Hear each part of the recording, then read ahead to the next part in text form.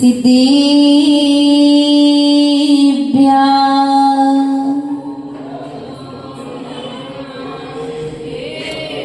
ॐ नमः सिद्धिभ्याम्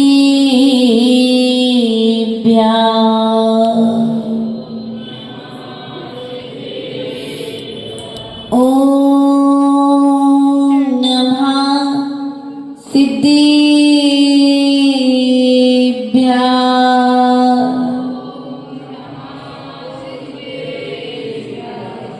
नमो अरिहन्ताणं नमो सिद्धाणं नमो आयर्याणं नमो वज्रायाणं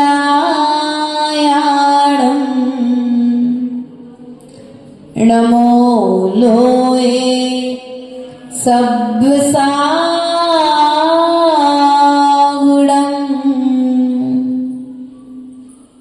वंदितु सब सिद्धे द्रोमचलमणोभवं गए पत्ते बोच्यामि समय पावड़ मिणमो स्वह केवली बड़िदम गुरुवा पांतिलो नित्यं ज्ञान दर्शननायिका चारित्राणव गंभीर मोक्ष मार्ग उपदेशिका मेरे पवित्र मन में गुरुदेव आओ मैं शास्त्र वाचन करूं प्रतिभा जगाओ अरहंत भासित सभी श्रुति देवताओ क्या बोलना अब मुझे तुम ही बताओ क्या बोलना अब मुझे तुम ही बताओ। अनंतानंत सिद्ध परमेष्ठी भगवान की, देवादिदेव मूलायक आदिनाथ भगवान की, देवादिदेव शासन नायक महावीर स्वामी की, आचार्य भगवंत कुंद कुंद स्वामी की, आचार्य भगवंत विराट सागर जी महाराज जी की, आचार्य भगवंत विशुद्ध सागर जी महाराज जी की, आचार्य गुरुवर 108 विभव सागर जी महाराज जी की, द्वादशांग मां जनवाणी की,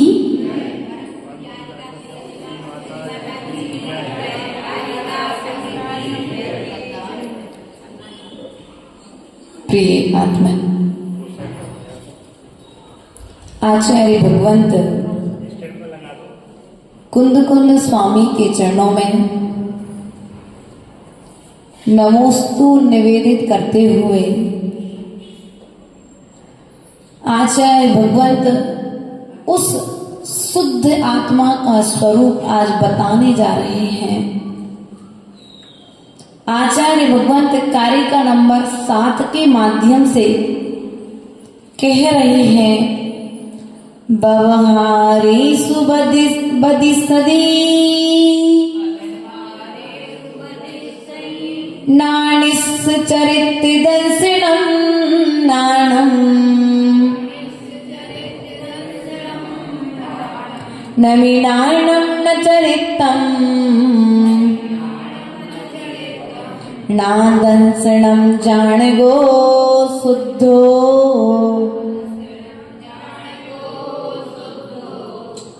अर्थात आचार्य भगवंत शुद्ध आत्मा का स्वरूप बताते हुए कहते हैं कि यह जो आत्मा है व्यवहार नय की अपेक्षा से सम्यक दर्शन, सम्यक ज्ञान और सम्यक चारित्र से सहत है, लेकिन निश्चय नहीं की अपेक्षा से यह आत्मा शुद्ध है। क्या है? आत्मा शुद्ध है। शुद्ध आत्मा अर्थात सिद्धों की आत्मा है ना। अब जब तक जीव संसारी है, जब तक जीव के लिए सम्यक्त्व की आवश्यकता है, जब तक जीव संसारी है तब तक उस जीव के लिए ज्ञान की आवश्यकता है। जब तक जीव संसारी है तब तक उसे चारित्र की आवश्यकता है। लेकिन जब आत्मा की सिद्धि हो चुकी है तो फिर इन तीनों से रहित आत्मा क्या है? सिद्ध परमात्मा है, अर्थात शुद्ध है। इस स्फटिक मणि के समान। किसके समान? सिद्ध भगवान कैसे विराजमान है? इस स्फटिक मणि के समान आर पार जैसे दिखता है, उस रूप में भगवान वहां पर विराजमान है। रूपातीत है। क्या है? रूपसी और रुपया। क्या कहा? संसार के कारण तीन। संसार के कितने का कारण है माताओं? रूप, रूपसी और रुपया। रूप का घमंड संसार का कारण है। रूपसी, अच्छी सुंदर पत्नी मिल गई या अच्छा सुंदर पति मिल गया, इस बात का व्यक्ति अहंकार कर लेता है, ये संसार का कारण है। और रुपया, आचार्य भगवत कहती है कि तुम्हें रूप की यात्रा करनी है कि स्वरूप की यात्रा करनी है? बोलो।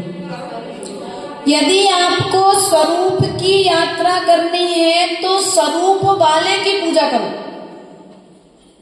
स्वरूप वाले की आराधना करो, स्वरूप वाले की संगति करो। और यदि तुम्हें रूप की यात्रा करनी है तो रूप भी तुम्हारे से दूर नहीं है। प्रत्येक उद्गल द्रव्य रूपी है। आत्मा का संबंध बनाओ, आत्मा के गुणों को प्रकट करने का पुरुषार्थ करो। लेकिन जब तक हम संसारी हैं तब तक तो मुझे सम्यक दर्शन की आवश्यकता है। जब संसार छूट जाएगा तो सम्यक दर्शन गुण भी अपने आप सम्यक, अब दर्शन का आवरण समाप्त हो जाएगा। अभी जो दर्शन का आवरण है वो क्या हो जाएगा? आवरण समाप्त हो जाएगा। फिर आपके सामने कोई पर्दा, जैसे सिद्ध भगवान सिद्धालय में विराजमान है, उनके सामने सब कुछ झलक रहा है। यहां पर अभी क्या चल रहा है ये सिद्धों के ज्ञान में झलक रहा है। यहां पर देशना चल रही है, यह भगवान देख नहीं रहे, दिख रहा है। भगवान यदि देखने का पुरुषार्थ करेंगे तो संसारी हो जाएंगे, देखने का पुरुषार्थ करेंगे तो संसारी हो जाएंगे। लेकिन अब देखने जानने की क्रिया क्या हो चुकी है? बंद हो चुकी, छूट चुकी है। अब उन्हें कुछ भी देखना शेष। हम कहते हैं भैया इतनी दुनिया देख ली, वैसे लोग कछु नहीं देखने पड़े। हमने इतने दुख सहन कर लिए, ऐसा लगता भगवान अब कोई दुख हमारे ऊपर में नहीं आए। जिस प्रकार से आप संसार में रहते हो, संसार की अपेक्षा से सोचते हो, आचार्य भगवान यहाँ पर वही बात कह रहे हैं कि ये आत्मा ज्ञान से रहत है। कब? जब शुद्ध स्वरूप को प्राप्त होगी। कौन से स्वरूप को प्राप्त होगी? और जब तक शुद्ध नहीं है तब तक ज्ञान की आवश्यकता है, क्योंकि ज्ञान वह पात्र है जिसमें केवल ज्ञान प्रकट करने की ताकत है। अब सोचो, ज्ञान तो छूटना तो है ही, सो ज्ञान प्राप्त करने का पुरुषार्थ क्यों करें हम? क्यों भैया? सिद्ध बनने के बाद ज्ञान भी छूट जाएगा, दर्शन भी छूट जाएगा, चारित्र भी छूट जाएगा, क्योंकि व्यवहार कथन है। निश्चय नहीं की अपेक्षा से इन सबसे गुण रूप परिवर्तित हो जाएंगे। चारित्र मोहिनी कर्म का उदय जब क्षय होगा, चारित्र का क्षय होगा मोहिनी कर्म का, तो अनंत सुख प्रकट हो जाएगा। वह दुख भी क्या हो जाएगा, सुख रूप परिवर्तित। एक छोटा सा जो बच्चा है, उस बच्चे की स्थिति क्या होती है घर में? दुख कैसे होता है? आपको होता है कि बच्चे को होता है? नहीं, जो 1 साल का बच्चा है ना, 6 महीने का जो बच्चा है ना, उस बच्चे को कोई दुख और सुख नहीं है अभी। जान रहा है, देख रहा है, सत्ता में कसाय है, जीव है क्योंकि, लेकिन जिस लेवल तक आपको जा रहा है, थर्मामीटर शरीर का तापमान बताता है और गुण स्थान तुम्हारे तापमान को बताता है। तुम्हारे कसायों के तापमान को मापने वाले यदि कोई थर्मामीटर है तो वह गुण स्थान। ये बंधु, इसलिए हमें पुरुषार्थ करना है कि हम जब तक संसार में हैं, जब तक शुद्ध स्वभाव को प्राप्त नहीं हुए हैं, और शुद्ध स्वभाव की प्राप्ति होगी कैसे? तो सम्यक दर्शन के बल पर होगी। किसके बल पर होगी भैया? सम्यक ज्ञान के बल पर होगी, सम्यक चारित्र के बल पर होगी। किसकी प्राप्ति? शुद्ध स्वरूप की प्राप्ति। आप सोचो कि आगे नवीनानम न चरितम ना दर्शनम जानो शुद्धो, अर्थात आगे जाकर के तो ये छूटने वाले हैं। अब जब छूटने वाले हैं तो हम प्राप्त क्यों करें? नहीं भैया, छूट जाएंगे, यानी छोड़ने वे अवगुण जो हैं, आवरण रूप हैं, वे गुण रूप प्रकट हो जाएंगे। इसलिए जब तक संसारी हो तब तक पुरुषार्थ करो अपने ज्ञान को सम्यक ज्ञान बनाने का, अपने दर्शन को सम्यक दर्शन बनाने का, अपने चारित्र को सम्यक चारित्र रूप परिणत करने का। जीवन में यदि सम्यक दर्शन आ गया तो सम्यक ज्ञान आने में समय नहीं लगेगा, क्योंकि आचार्य गुरुदेव कहते हैं कि दीपक का जलना और अंधेरे का भागना एक साथ होता है। प्रकाश फैलता है, अंधेरे को जाने में कितना समय लगता है। उसी प्रकार से सम्यक दर्शन के होते ही सम्यक ज्ञान हो जाता है। जिस प्रकार से घर में पुत्र का जन्म हुआ, दादाजी आप दादा कब बने? 2001। अरे 2001 की नहीं पूछ रहे, हम ऐसा पूछ रहे आपसे 2001 में बने। चलो ठीक है, हम आपसे ऐसा पूछना चाह रहे, आप दादा कब बने? जैसे ही बहू ने पोते को जन्म दिया तत्काल आप दादाजी, दादा बनने में समय है। आप मनीष में पिता कब बने? जैसे ही सेवाका ने पुत्र को जन्म दिया उसी समय आप पिता, उसके पहले तो पिता। उसी प्रकार से सम्यक दर्शन होते ही जीव सम्यक ज्ञान को प्राप्त हो जाता है। सम्यक ज्ञान होने में समय है, सम्यक चारित्र सम्यक ज्ञान के बल पर आता है। और चारित्र नहीं आएगा तो सम्यक कुछ कार्य करेगा क्या? हाँ, सम्यक दर्शन तुम्हें संसार से भटकने से बचाएगा। आचार्य भगत कहते हैं, कुंद कुंद स्वामी सम्यक दर्शन की महिमा बताते हुए कहते हैं, दंसन भट्टा भट्टा दंसन भट्टस्य रथिड़िपाणम सिद्धंती चरि भट्टा दंसन भट्टाण सिद्धंती। क्या कहा? जो दर्शन से भ्रष्ट है, कौन से दर्शन से? जो सम्यक दर्शन से भ्रष्ट है, वह भ्रष्टों में भी जो चारित्र से भ्रष्ट है, वह जीव तो अपना कल्याण कर सकता है, लेकिन जो दर्शन से भ्रष्ट है, ना भूतो ना भविष्यति, वह 3 काल में 3 लोक में अपना कल्याण। इसलिए पंचम काल में यदि तुम्हें स्वरूप की यात्रा करनी है तो आप सम्यक दर्शन को संभालो। किसको संभालना है? संतान को तो जन्म से लेकर के बुढ़ापे तक संभालते हो। संतान का जन्म हो गया और जब तक स्वयं का आयु कर्म रहेगा तब तक उस संतान की चिंता करते हो। आचार्य भगवान कहते हैं संतान को जिस प्रकार से सावधानी पूर्वक संभालते हो उसी प्रकार से अपने सम्यक दर्शन को संभालो। किसको संभालना भैया? आज व्यक्ति चारित्रधारी होना नहीं चाह रहा है, चारित्रधारियों की सेवा करना नहीं चाह रहा है। इसका मूल कारण है सम्यक दर्शन की अभाव। किसका अभाव?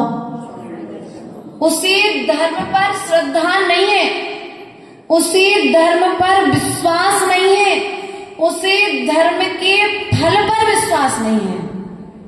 अब श्रद्धान के लिए क्या किया जाए? कर्णान योग से श्रद्धान नहीं बढ़ेगा उतना, क्योंकि कर्णान योग कर्म की व्यवस्थाएं को बताएगा, चरणान योग चारित्र की व्यवस्थाओं को बताएगा, द्रव्यान योग जीव की व्यवस्थाओं को बताएगा। लेकिन जो प्रथमान योग है वह प्रथमान योग तुम्हारे सम्यक दर्शन को मजबूत कर देगा। इसलिए आचार्य भगवान कहते हैं प्रथमान योग तो प्राण की तरह है। किसकी तरह है? प्राण की तरह है। जिस प्रकार से जीवन जीने के लिए श्वास की आवश्यकता है उसी प्रकार से सम्यक दर्शन को संभालने के लिए पुराण की आवश्यकता है। पुराण अर्थात प्रथमान योग हमारे पूर्वाचार्यों का जीवन हमारे लिए वर्तमान जीवन जीने में सहयोगी है। भैया राम का जीवन तुम्हारे लिए तुम्हारे आचरण में परिवर्तन कर देगा। सीता का जीवन माताओं तुम्हें संबल देगा और जहां संबल मिलेगा वहां पर सम्यक दर्शन भी संभलता रहेगा। इसलिए यदि सम्यक दर्शन को संभालना है तो प्रथमान योग पढ़ो। तुम्हारी श्रद्धा 3 लोक के नाथ के प्रति स्वतः ही बढ़ जाएगी। देव शास्त्र गुरु के प्रति श्रद्धा कभी भटकेगी नहीं। माता जी कैसे? देखो राजा श्रेणिक धन्य है, धन्य है वह राजा श्रेणिक जो तीर्थंकर भगवान के समोषण से लौट रहा है और समोषण से लौटने के पश्चात में एक दृश्य देखता है कि एक मुनिराज और एक आरिका माता जी बैठी हुई है। आरिका गर्भवती है और मुनिराज एक लकड़ी में मछली का तार फंसा करके उस नदी में से मछली निकाल करके अपने कमंडल में डाल रहे। जब राजा सैनिक यह देखता है तो वो हाथी पर बैठा था, दूर से उसे यह दृश्य दिख जाता है तो वह यह विचार करता है कि देखो यदि प्रजाजन इस दृश्य को देखेंगे तो धर्म के प्रति इनकी श्रद्धा खत्म समाप्त हो जाएगी। तो जिस मार्ग से उसे आना था वह दूसरे मार्ग से अपने हाथी के साथ प्रजा को दूसरे मार्ग से राज्य की ओर लेकर के जाता है और प्रजा को राज्य में छोड़ करके चारों मंत्रियों के साथ में उस नदी के किनारे पर आता है जहां उसने यह दृश्य देखा था। दृश्य देख करके मुनिराज के चरणों में दृश्य सामने दिख रहा है। देखिए स्थिति सम्यक दर्शन की कि वह छायक सम्यक दृष्टि जीव सामने देख रहा है कि मुनिराज मछली पकड़ रहे हैं और एक आरिका गर्भवती है। जाकर के कुछ अभिनय स्वरूप शब्द नहीं कहते। महापुरुष अपनी महानता को तत्काल देख करके छोड़ते नहीं हैं। वो जाकर के मुनिराज के चरणों में पहले तो नमोस्तु निवेदित करते और जैसे ही नमोस्तु निवेदित करते हैं तो मुनिराज कहते हैं, क्यों आपको दिख नहीं रहा है कि मैं क्या कर रहा हूं? उसके बाद में भी तुम मुझे नमस्कार कर रहे हो। राजा सैनिक कहता है, भगवान आपको नमस्कार करने से हमारे कर्म की निर्जरा होगी।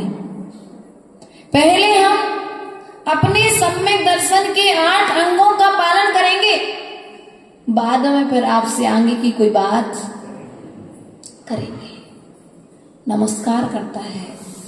मुनिराज पुनः कहते हैं, देखो राजन, मुझसे ये आरिका मेरे निमित्त से गर्भवती हो गई है और इस आरिका को मछली खाने का दोहला हुआ है। सीता को दोहला हुआ था, तीर्थ क्षेत्र की वंदना करने की भावना हुई थी। इस आरिका की मछली खाने की भावना हुई है, इसलिए मैं मछली पकड़ करके कमंडल में डाल करके इसे फिर दूंगा। अब कल्पना करो, राजा सैनिक की जगह उस समय यदि आप होते तो आप क्या करते? कल्पना करो, सबसे पहले मोबाइल निकालते, फोटो खींचते, वीडियो बनाते, पहले सब में डालते, फिर आगे की बात प्रभावना करनी है ना, तो पहले वात्सल्य रखना पड़ेगा। सम्यक दृष्टि बनना है ना, तो पहले सम्यक दर्शन के 8 अंगों का पालन करना पड़ेगा, क्योंकि बिना सम्यक दर्शन के तुम्हें सिद्ध अवस्था मिलने वाली नहीं है। उस राजा सैनिक ने नमस्कार किया। नमस्कार करने के पश्चात में मुनिराज से पूरी स्थिति समझी और बार बार मुनिराज को समझाया, लेकिन फिर भी वे मुनिराज थोड़ी ना थे, वे तो स्वर्ग के 2 देव थे जो राजा सैनिक के छायक सम्यक दर्शन की परीक्षा लेने के लिए आए थे। लेकिन राजा सैनिक अपनी श्रद्धा में मजबूत था। जो उसने ग्रंथों में पढ़ा था, उस ग्रंथों को पढ़ा नहीं था, उसको अपने आचरण में पिरो करके रखा था। इसलिए सामने भी दृश्य आया तो उसने पहले नमस्कार किया, उपगुहन अंग का पालन किया। जब हाथी घुमाया तो उपगुहन अंग का पालन हो गया। हाथी रास्ते से जाते समय रास्ता बदल लिया, उस बात को छिपाने का प्रयास किया ना, प्रजा के सामने यदि जाएगी तो अप्रभावना हो जाएगी। आज एक मुनिराज को देंगे कि कल नए घर में कोई घटना घट जाएगी। उपगुहन किया, फिर अपने राज्य से 4 मंत्रियों के साथ में स्थितिकरण करने आया। तो स्थितिकरण अंग का पालन वात्सल्य के बिना नहीं हो सकता है। क्या? वात्सल्य के बिना स्थितिकरण अंग का पालन नहीं हो सकता है, क्योंकि अंदर में पहले वात्सल्य होना चाहिए, तब कहीं जाकर के आप सामने वाले को अच्छी शिक्षा। यदि वात्सल्य नहीं होगा तो अच्छी बात बताने का भी भाव नहीं होगा, और जहां पर वात्सल्य होगा वहां पर प्रभावना करने की जरूरत नहीं पड़ेगी, प्रभावना हो जाएगी। इसलिए प्रिय बंधु, वह राजा सैनिक जिसके छायक सम्यक दर्शन की परीक्षा लेने के लिए स्वर्ग के 2 देव आए, उन्होंने इस तरह की रचना रची, लेकिन राजा सैनिक फिर भी उस परीक्षा में फेल। इसलिए कहा है कि चारित्र से ज्यादा श्रेष्ठ यदि कोई चीज है तो वह सम्यक दर्शन है। क्या है? श्रावक हो ना, मुनिराज नहीं बन सकते ना, आर्यकर नहीं बन सकते ना, तो सम्यक दृष्टि बन जाओ। इतना नियम ले लो कि मैं कभी किसी साधक की सम्यक दृष्टि की निंदा नहीं करूंगा। संसार से छूटने में समय नहीं लगेगा। समय सार की गाथाओं को सुनने से पढ़ने से अकेले नहीं होगा। समय सार भी यही कह रहा है, पहले तुम सम्यक दृष्टि बनो, फिर जाकर के तुम स्वा की यात्रा कर पाओगे। हमने कहा था सम्यक दर्शन एक वह गूंजा है जिसे डालो तो बर्तन अच्छे से साफ, और यदि गूंजा अच्छे से नहीं फेरा जाए तो बर्तन साफ। तो ये जो सम्यक दर्शन है, ये सम्यक दर्शन पात्र को पहले साफ करता है, तब जाकर के उसमें ज्ञान और चारित्र को भरता है, और जब ज्ञान और चारित्र भरता है तो आत्मा सिद्ध अवस्था को प्राप्त हो जाती है। इसलिए पुरुषार्थ करो। हम पुरुषार्थ करना नहीं चाहते। कहां पर? धर्म क्षेत्र। धर्म करने से व्यक्ति को एलर्जी हो रही है, आज टेंशन हो रहा है। ज्यादा धर्म करते देख करके व्यक्ति घबरा रहा है। धर्म महान है लेकिन कठिन नहीं है। पैसा कमाने में मेहनत लगती है, पुण्य कमाने में भाव लगते हैं, मेहनत नहीं लगती। क्या? पैसा कमाने में सुबह से लेकर शाम तक 20 कथाएं करनी पड़ती हैं। लेश्याएं उत्पन्न होती हैं मन में। कृष्ण, नील, कापोत, पीत, पद्म, शुक्ल आदि लेश्याओं के निमित्त से भावों में परिणमन होता है। लेकिन जो सम्यक दृष्टि जीव है वह पाप में पुरुषार्थ नहीं करेगा, वह जीव तो पुण्य में पुरुषार्थ करेगा। पुण्य की क्रियाओं को करने में पुरुषार्थ करेगा। स्व की यात्रा करनी है, सम्यक दर्शन के बल पर प्रारंभ हो जाएगी। पुरुषार्थ तो करो। तुम मात्र एक नियम ले लो, मुझे अपने सम्यक दर्शन को संभालना है। किसको संभालना है? आचार्य भगवान कह रहे हैं कि सिद्ध होने के बाद में तो आत्मा सम्यक दर्शन, ज्ञान और चारित्र से रहित है, लेकिन जब तक व्यवहार में हो, अर्थात जब तक संसार में हो, सम्यक दर्शन, सम्यक ज्ञान और सम्यक चारित्र उस नाव की तरह है। सम्यक दर्शन नाव है, सम्यक ज्ञान पतवार है और सम्यक चारित्र वह मनुष्य है, उस नाव में बैठ करके पार हो जाता है। इसलिए सम्यक दर्शन की नाव में बैठने का पुरुषार्थ तो करो। तुम्हारे सामने यदि कभी कहीं कोई दृश्य दिख जाए तो क्या करो? विचार क्या करोगे? हे भगवान, कौन सा पाप कर्म को उदय है आज मुझे जो ऐसी घटना सुनने मिली है। उस घटना को हम बचा नहीं सकते, संभाल नहीं सकते, लेकिन अपने भावों को तो हम, अपने विचारों को तो हम संभाल सकते हैं। अपनी बुद्धि को जो विनाश की ओर जा रही है उसे विकास की ओर ले जा सकते कि नहीं ले जा सकते? ले जा सकते हैं। अपना पुरुषार्थ हमें सम्यक करना पड़ेगा। मात्र हमारा जो पुरुषार्थ संसार की ओर चल रहा है वह संसार का पुरुषार्थ हमें सम्यक दर्शन की यातना की ओर करना पड़ेगा। यातना से बचना चाहते हो ना तो यत्न करो। किस ओर? सम्यक दर्शन की ओर। अपने ज्ञान को भटकने मत दो, अपने दर्शन को भटकने मत दो, अपनी श्रद्धा को भटकने मत दो। हमने बताया था कि गाड़ी में ड्राइवर की यदि आंख झपक जाए तो क्या होता है? एक्सीडेंट हो जाता है। 500 किलोमीटर की यात्रा में 400 किलोमीटर की यात्रा हुई और बीच में ड्राइवर की आंख झपक गई तो जो 400 किलोमीटर आए हो वो चलना बेकार हो गया ना, क्योंकि आप मंजिल तक नहीं पहुंच पाए ना, बीच में ही आपकी यात्रा रुक गई। उसी प्रकार से आप जो 7 राज्यों की यात्रा करके जम्बूद्वीप भरत क्षेत्र में आ चुके हो, यदि अब आपने सम्यक दर्शन को नहीं संभाला तो आपकी ये 7 राज्यों की यात्रा करना बेकार हो जाएगा। यदि 7 राज्यों की यात्रा को सफल करना है तो मात्र सम्यक दर्शन को संभाल लो।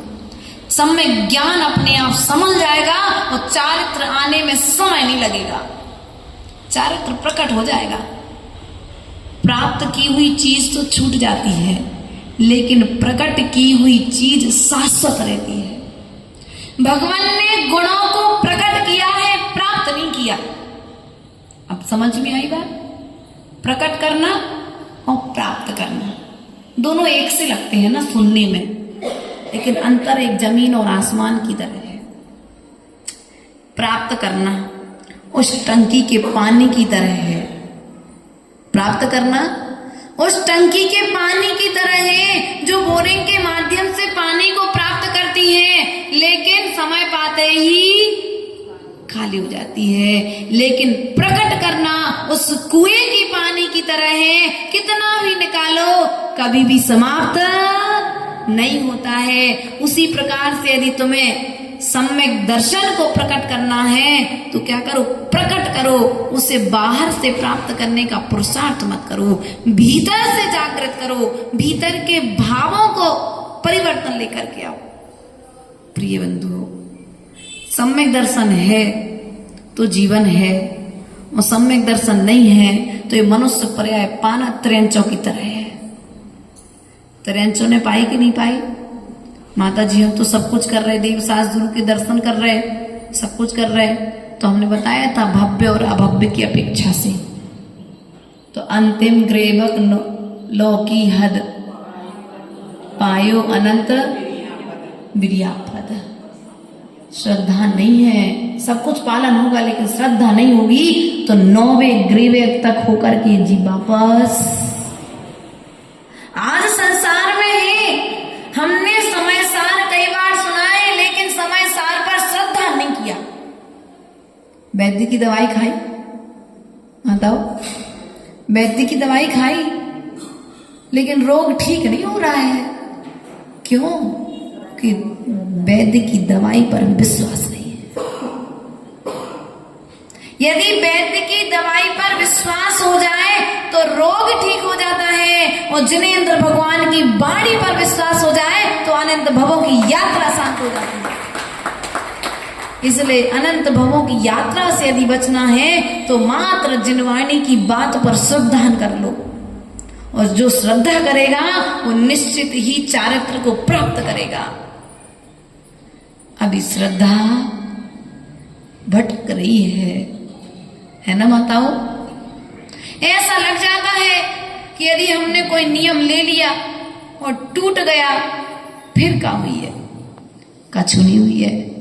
यदि तुमने नियम, पहले तो तुम्हारे लिए भगवान वे देव तुम्हें धन्यवाद देंगे जो सम्यक दर्शन की आराधना करते होंगे, ज्ञान की आराधना करते होंगे, चारित्र की आराधना करते होंगे कि धन्य हो तुम मनुष्य होकर के तुमने 2 टाइम पानी पीने का नियम ले लिया।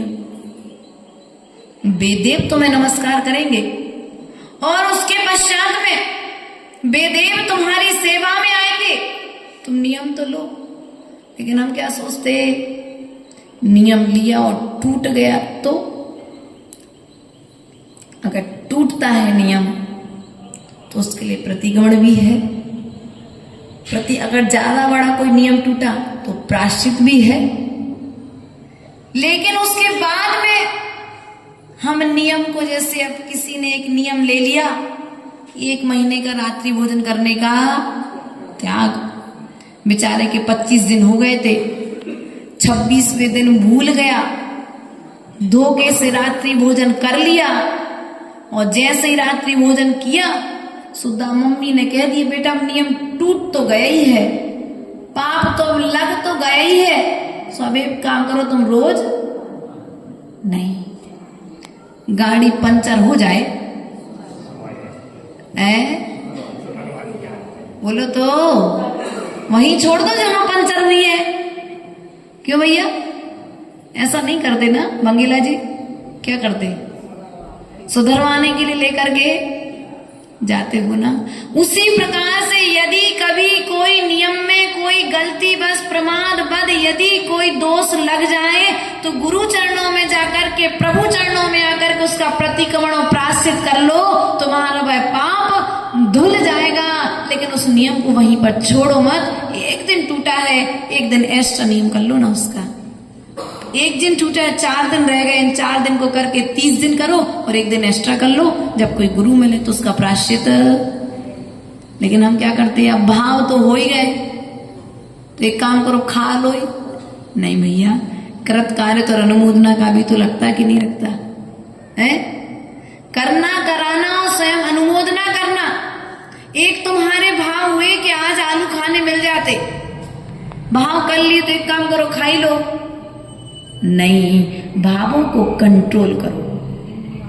नियम में तुम बंधे उसका फल सवाल यही तो है कि तुमने जो नियम लिया था वह नियम भी बिना परीक्षा लिए तुम्हारे पास नहीं ठहरेगा। ठहरेगा क्या? एक माता आई, बोली माता जी हम पहले बहुत स्वस्थ रहते थे और जब से हमने प्रतिमाएं ली हैं तब से हम बहुत ज्यादा बीमार रहने लगे।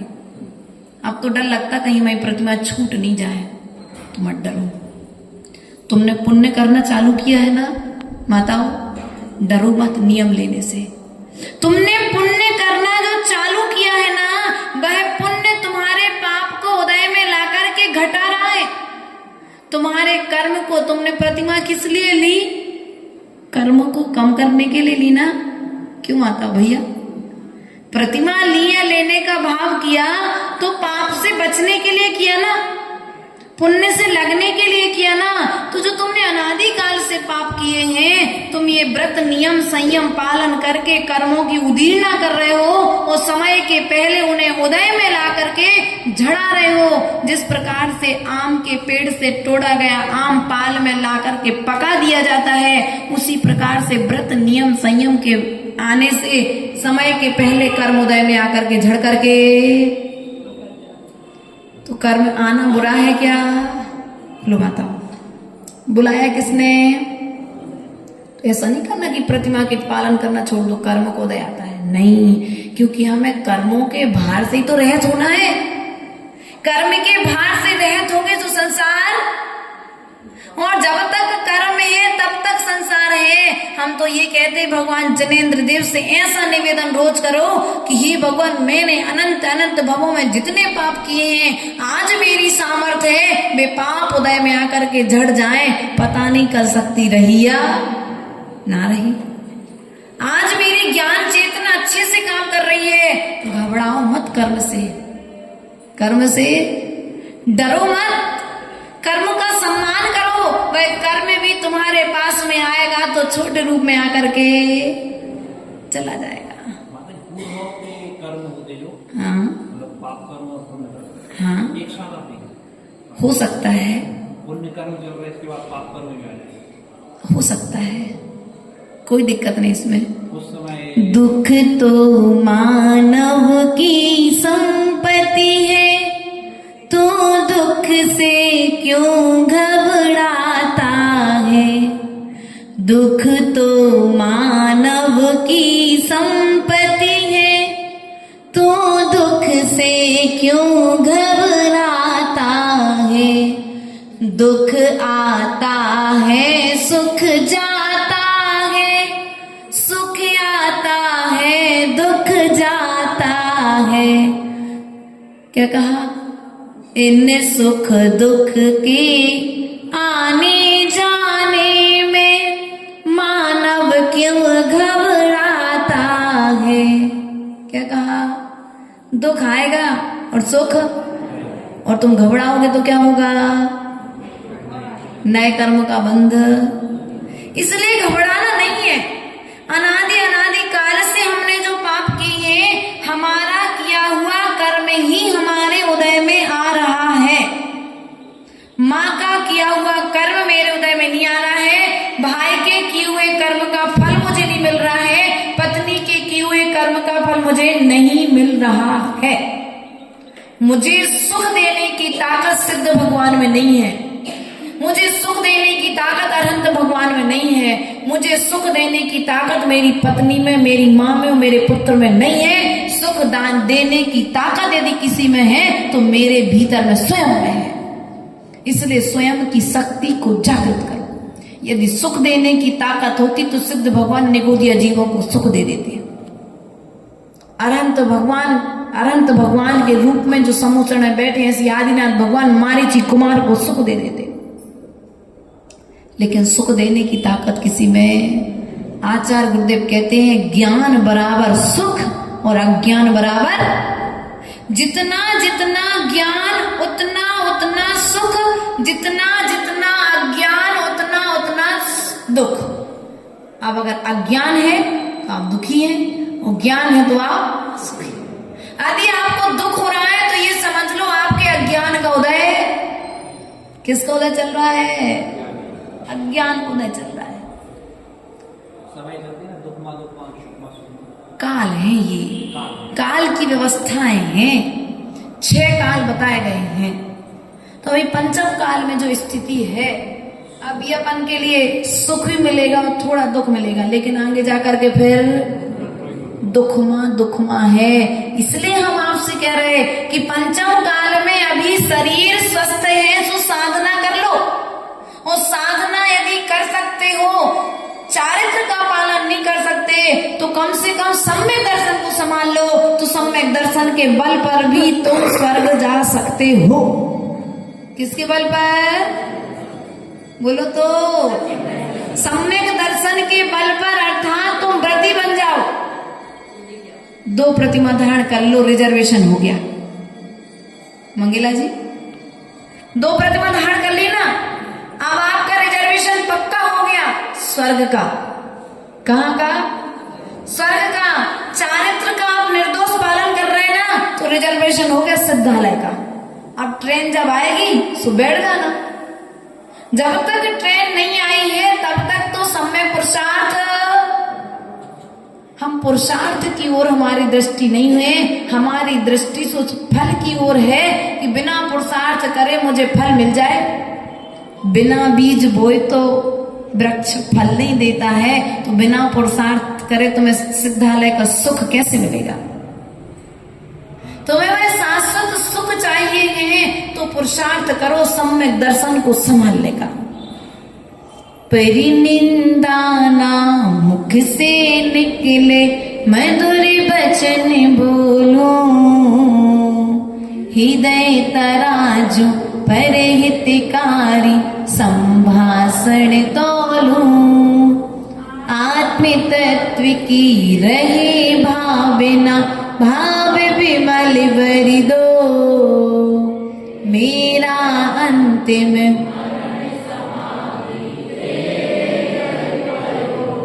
क्या कहा? संसारी हो ना तो एक नियम ले लो आज, मैं कभी निंदा नहीं करूंगा। किसकी? पर की। मैं कभी आंखों से पर के अवगुणों को नहीं देखूंगा। मुझे अवगुण दिखेगा भी तो इस मुख से मैं कहूंगा नहीं, कानों से सुनूंगा भी तो एक कान से दूसरे कान से निकाल दूंगा। 2 कान पता है क्यों दिए? जब जिनवाणी की बात सुनाई दे तो दोनों कानों से हृदय तक ले जाओ, और जब भी कथाएं सुनाई दे तो एक कान से सुनो, दूसरी कान से बाहर। एक कथानक, एक गांव का बुंदेलखंडी व्यक्ति, सो उसकी मच्छरदानी में छेद हो गया। बहुत समय पहले कोई पड़ा था, मच्छरदानी में एक छेद हो गया, और जैसे ही मच्छरदानी में एक छेद हुआ तो उसने दूसरा छेद दूसरे साइड में कर लिया। क्या किया? एक तरफ छेद हुआ तो उसने उसी एंगल में दूसरी तरफ भी छेद कर लिया। तो इस दृश्य को मनीष भैया देख रहे थे, तो जाके उन्हें चैन नहीं पड़ी। बोले क्या कर रहे भैया तुम? एक छेद पहले से रात को मच्छर घुसेंगे, अब तुमने दूसरा और कर लो तो और ज्यादा आएंगे। तो चक्रवर्ती भैया बोले तुम देखा चलो, चुपचाप रहो ना। तो चक्रवर्ती भैया ने एक पाइप उठाया प्लास्टिक का, एक छेद से रखा, दूसरे छेद में रख दिया, पाइप लगा दिया। अब मच्छर इधर से घुसेगा, दूसरे से सीधा। इसलिए भी कथाओं के लिए कुछ ऐसी व्यवस्थाएं बनाओ, एक पाइप ऐसा लगाओ कि कोई बुरी बात यदि सुनने में आ जाए तो सीधी बाहर जाए, बीच में अटकने का कोई, भीतर घुसने का कोई, तो स्वा की यात्रा कर पाओगे, तभी सम्यक दर्शन का निर्दोष पालन कर पाओगे जब अपने कानों पर, अपने मुख पर और अपनी आंखों पर कंट्रोल करोगे, तो सम्यक दर्शन का पालन हो जाएगा। तब कहीं जाकर के शुद्ध अवस्था की हमें प्राप्ति होगी। इन्हीं भावनाओं के साथ में आचार्य भगवंत का जितना ही कहना है कि व्यवहार नय की अपेक्षा से सम्यक दर्शन और ज्ञान चारित्र आत्मा के गुण हैं। निश्चय नय की अपेक्षा से आत्मा वह शुद्ध स्वभाव वाली है, इन तीनों गुणों से रहित हो जाती है। आवरण से रहित आत्मा ही शुद्ध आत्मा है। इन्हीं भावनाओं के साथ बोले परम पूज्य आचार्य गुरुवर 108 विभव सागर जी महाराज।